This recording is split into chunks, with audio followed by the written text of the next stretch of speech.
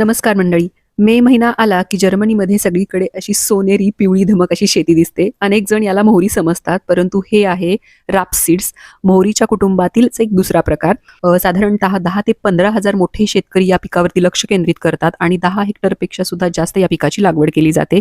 तुम्हाला एक गोष्ट माहिती आहे का की जर्मनीच्या 8.5 कोटी लोकसंख्येपैकी फक्त 1% लोक शेती करतात, परंतु इथली शेती खूप मोठी आहे. एका शेतकऱ्याकडे सरासरी 60 ते 65 हेक्टर इतकी जमीन असते, म्हणजे सुमारे 100 ते 150 एकर. हे जे पीक आहे ते साधारण 10 महिन्यांचं असतं.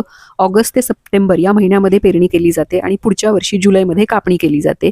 मे महिन्यामध्ये 3 ते 4 आठवड्यांमध्ये ही शेती बहरते आणि यापासून मिळणारं जे तेल आहे ते युरोपमध्ये खूप जास्त प्रसिद्ध आहे, म्हणजेच राप्स ऑइल. तर आता मुख्य मुद्दा आहे पैसा. एका हेक्टर मधून सर्व खर्च वजा जाता शेतकऱ्याला 600 ते 900 युरो नफा मिळतो. म्हणजे 60 हेक्टरची सरासरी फार्म असेल तर एका सीझनची कमाई 40 ते 50 लाख रुपये असू शकते.